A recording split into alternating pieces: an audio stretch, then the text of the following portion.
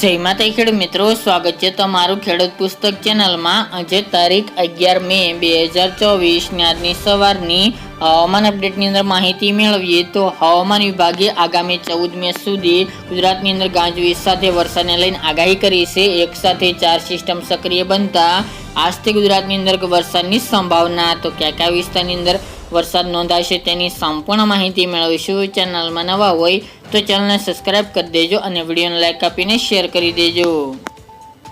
આજથી ગુજરાતના વાતાવરણમાં ઘણા બધો બદલાવ જોવા મળશે। એક સાથે મોટાભાગના વિસ્તારની અંદર વાદળછાયું વાતાવરણ જોવા મળે તેવું અનુમાન છે। હવામાન વિભાગની આગાહી અનુસાર આગામી 14 મે સુધી ગુજરાતના અલગ અલગ વિસ્તારની અંદર વરસાદની સંભાવના છે, જેમાં ખાસ કરીને દક્ષિણ ગુજરાત, મધ્ય અને પૂર્વ ગુજરાત, તેની સાથે સૌરાષ્ટ્રના અમુક વિસ્તારો અને ઉત્તર ગુજરાતના અમુક વિસ્તારની અંદર પણ વરસાદી માહોલ જોવા મળી શકે છે। આ વરસાદી માહોલ પ્રી મોન્સૂન એક્ટિવિટીનો વરસાદ જોવા મળશે, જેના કારણે થંડરસ્ટોર્મ એક્ટિવિટી પણ જોવા મળશે।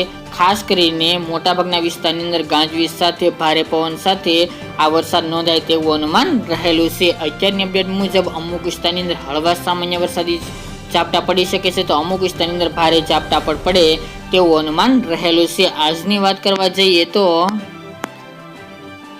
હવામાન વિભાગની આગાહી અનુસાર આજે ખાસ કરીને દક્ષિણ ગુજરાતની અંદર વરસાદની એન્ટ્રી જોવા મળે તેવું અનુમાન છે, જેમાં નર્મદા જિલ્લો, તાપી, ડાંગ, નવસારી અને વલસાડ જેવા વિસ્તાર અને તે સાથે દાદરા નગર હવેલી, દમણ આજુબાજુ, વાપી, કપરાડા, બારડોલી, ભરૂચ, અંકલેશ્વર જેવા વિસ્તારની અંદર, રાજપીપળા, ડેડિયાપાડા સહિતના ભાગોની અંદર આજે વરસાદી માહોલ સાંજ દરમિયાન જોવા મળે તેવું અનુમાન રહેલું છે। આ પણ વરસાદી માહોલ 3 વાગ્યા બાદ જોવા મળે, એટલે કે સાંજના સમયે જોવા મળે તેવી શક્યતા છે। આ તમામ વિસ્તારની અંદર થંડરસ્ટોર્મ એક્ટિવિટી જોવા મળશે, એટલે કે ગાજવીજનું પ્રમાણ છે, તેની સાથે ભારે પવન ફૂંકાય તેવું પણ અનુમાન રહેલું છે।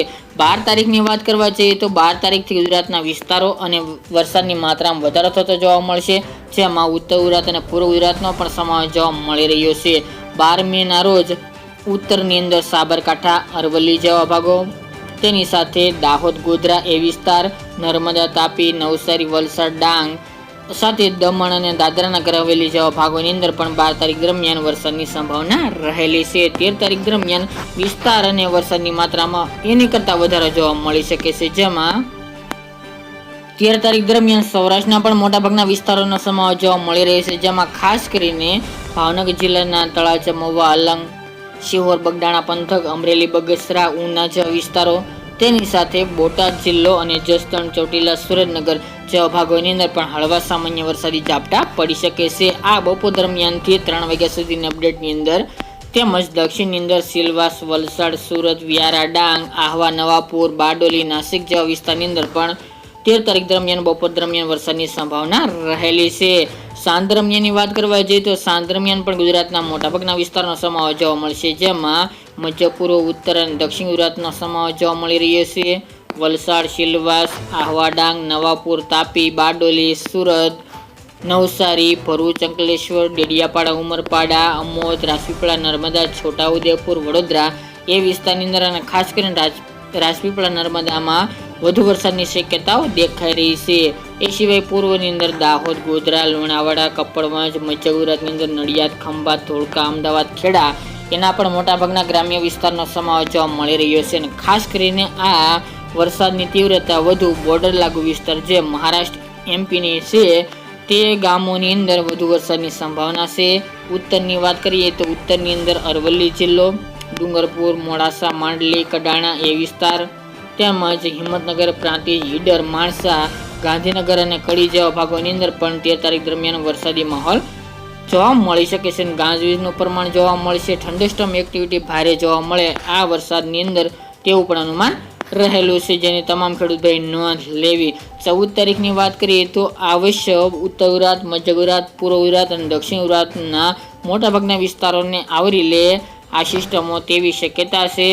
14 તારીખ દરમિયાન પણ મધ્ય ગુજરાતની અંદર અમદાવાદ, આણંદ, નડિયાદ, બોરસદ, ખેડા, ગાંધીનગર, વિરમગામ, તેની સાથે સૌરાષ્ટ્રની અંદર સુરેન્દ્રનગર, બોટાદ, ચોટીલા અને ભાવનગર જેવા વિસ્તારની અંદર વરસાદ નોંધાઈ શકે છે। એ સિવાય સાબરકાંઠા, મહેસાણા, ઈડર, વડાલી, ખેડબ્રહ્મા, અરવલ્લી જેવા વિસ્તારો તેમજ પૂર્વની અંદર દાહોદ છે, ગોધરા આજુબાજુ, વડોદરા, છોટાઉદેપુર, કવાંટ તાલુકો, તેની સાથે દક્ષિણ ગુજરાતની અંદર રાજપીપળા, નર્મદા, ભરૂચ, અમોદ, સુરત, વલસાડ, નવસારી, તાપી, દમણ, દાદરાનગર હવેલી, વલસાડ જેવા ભાગોની અંદર વરસાદની સંભાવના રહેલી છે. એ સિવાય કચ્છ અને પશ્ચિમ સૌરાષ્ટ્રની અંદર હાલ વરસાદની કોઈ શક્યતા જણાઈ રહી નથી, પરંતુ આટલા વિસ્તારની અંદર ખાસ કરીને થંડરસ્ટોર્મ એક્ટિવિટી સાથે આગામી 4 દિવસ દરમિયાન વરસાદની શક્યતા દેખાઈ રહી છે, જેની તમામ ખેડૂત ભાઈ નોંધ લેવી. તો મિત્રો, આ ઇતિહાસની વહેલી સવારની અપડેટ ફરી એક નવા વિડીયો સાથે મળીશું. આજ માટે આટલું જ.